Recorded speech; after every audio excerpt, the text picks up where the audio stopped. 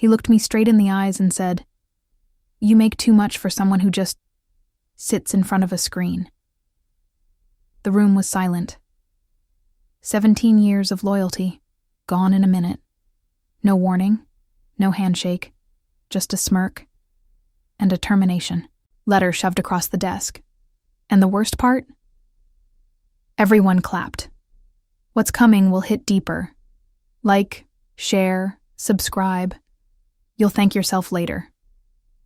It all started the week before when the new general manager, Damien, joined the company. Young, arrogant, the kind who wears expensive suits just to feel taller. First day in, he called a meeting and said he was here to cut dead weight. I didn't flinch. Why would I? I was one of the oldest, most efficient senior analysts there. I trained half the department myself. But within days, I noticed strange things. He moved me from my private cubicle to a tiny spot right next to the noisy break room. He stopped forwarding me important updates. He gave my new project to a junior who didn't even know how to use the software. And then, during Friday's team meeting, with coffee in one hand and ego in the other, he smiled wide and said, "Some employees here think loyalty equals entitlement, but this isn't a charity." People laughed. My face burned. I knew it was about me, but I said nothing. Because what Damien didn't know was that while I was quietly clocking in and out, I had been building something bigger, something powerful, something worth far more than this job. He fired me at 6:42 p.m. that Friday, said, "Enjoy your weekend. Monday, your desk will be gone." I looked at him once, didn't argue, didn't beg, just picked up my box and walked out. But what Damien didn't know was that Monday, he'd be sitting in front of me. I didn't sleep that weekend, not because I was upset, but because I was planning. Damien thought I was just another corporate robot, someone too old, too slow to matter. But what he didn't know was that for the past 6 years, I'd been quietly running a tech consulting firm on the side. No one in the office knew, not even HR. And guess who our newest client was? Headquarters. That's right. The main office, the one that signs Damien's paycheck, had reached out to me 2 months ago for help with a data breach in their financial systems. They were losing thousands daily, and no one in their in-house team could stop it. I signed an NDA, fixed the breach in 48 hours, and left quietly. They offered me a position right after. I turned it down, but after what Damien did, I sent one email. Just one. Subject: Let's talk about regional leadership. By Sunday afternoon, I was flown out in a private jet to their central headquarters. By Sunday night, I was offered the position of Director of Regional Strategy. Damien's boss now reported to me. And Damien? He didn't know yet. So when Monday came, I didn't walk into my old office. I walked into the executive boardroom. Everyone from Damien's department was called in. No one knew why. Some thought it was an audit.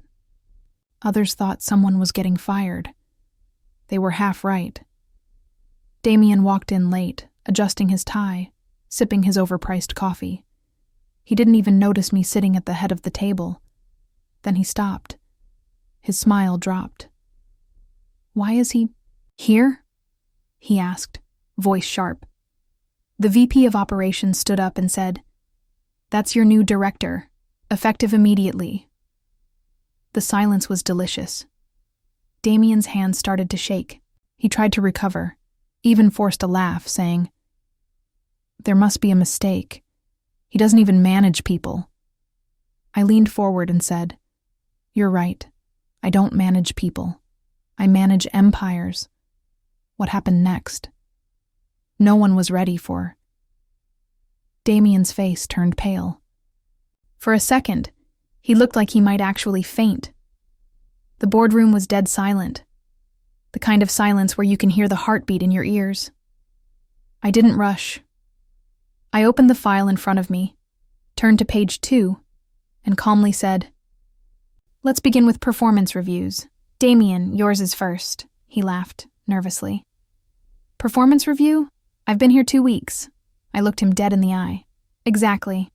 And in those 2 weeks, you violated 4 corporate policies, rerouted client data to unauthorized servers, and tried to cover up a $62,000 mistake made under your watch. Gasps filled the room. Someone dropped their pen. I don't know what you're talking about. Damien barked, now red in the face. That's a lie. I held up the USB. Everything's here. Emails, server logs, even a voice recording from Friday when you said I made too much money for sitting around. Funny thing, that got forwarded to HR this morning. He reached out, trying to grab the USB from my hand. I pulled it back. Touch this again, and I'll have you escorted out in cuffs. He froze. The VP nodded silently toward security. 2 men in black suits walked in, straight-faced, standing, behind Damien. He looked around, desperate. You people are letting him do this? He's manipulating you. I'm the GM. I stood up. No, you were the GM. Now you're just the guy who fired the wrong person, in front of the right audience. Security. Placed a hand on his shoulder. Damien tried one last time. You think you've won? This company's broken. It's full of lazy workers like him. Before he could finish, the door closed behind him. For a moment, no one spoke. Then someone from the back started clapping. Then another. And another. Soon the room echoed with applause. But I wasn't there for the claps. I picked up my file and calmly walked out. And as I passed by my old desk, the one Damien said would be gone, I smiled. Because now, the entire building belonged to me. But the real twist was still coming. That same afternoon, I received a call from someone I never expected to hear from again. My older brother, Nathan. The same one who told me years ago that I was wasting my life, playing with computers, and should just work. Under him at his construction company. The same brother who didn't even invite me to his wedding because, in his words, "You're not family, you're a failure." I stared at the phone. It kept ringing. Out of pure curiosity, I picked up. "Hey, man," he said, acting like nothing ever happened. "Heard about your new job. Pretty wild, huh?" I stayed silent. He chuckled awkwardly. So, listen, I'm in a bit of a situation. Business is slow, and I was wondering if you could, lend me something. Just short term, a couple. 100,000 maybe. Family helping family. There it was. Not a word for 8 years. And now he wanted money. You always said I'd never make anything of myself, I said, voice calm, that I'd end up begging for scraps. He hesitated. Come on, man. I was just joking back then. You know how brothers are. I leaned back in my chair, staring out the glass wall of my corner office. You didn't joke. You meant every word. Just like you meant it when you pushed Mom to sell Dad's house and cut me out of the inheritance. Silence. I didn't call to fight, he started. No, I cut in. You called because you thought I was still the guy you used to mock. But Nathan, that guy is gone. And the one you're talking to now doesn't owe you anything. Hung up. My assistant knocked gently on the door. Sir, the press is here for your feature interview. Forbes just confirmed the cover story. I smiled slightly. Let them in. From jobless on Friday to Forbes front page by Tuesday. But the biggest revenge, it wasn't the job, or the title, or the power. It was knowing that every person who once called me a joke would now have to watch me win. And just when I thought the drama was over, an email popped up that made my heart race. Subject, urgent, legal notice from former employer. I opened the email, expecting some desperate threat from Damien, or maybe a non-compete violation. But what I saw made me sit up straight. It wasn't from Damien. It was from his wife's lawyer. Attached were screenshots, recordings, and a detailed report. Apparently, Damien had been embezzling funds for months, not just from our company, but from his wife's charity foundation as well. She had hired a private investigator after noticing money missing from their joint accounts. And guess who the investigator tracked?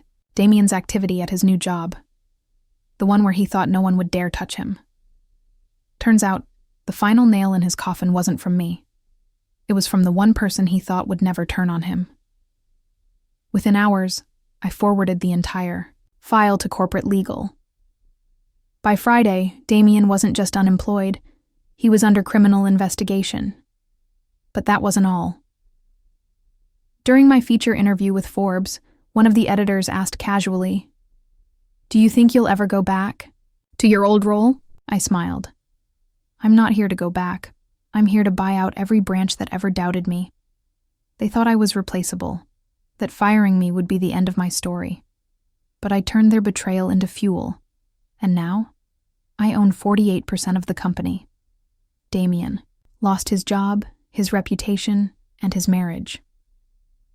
Nathan lost access to my success, and the people who once called me just an IT guy, now they wait outside my office hoping to get 5 minutes. Funny how quiet people make the loudest impact when the tables turn. If that ending hit you hard, hit the like button. Subscribe for more jaw-dropping stories where the quiet ones rise to the top.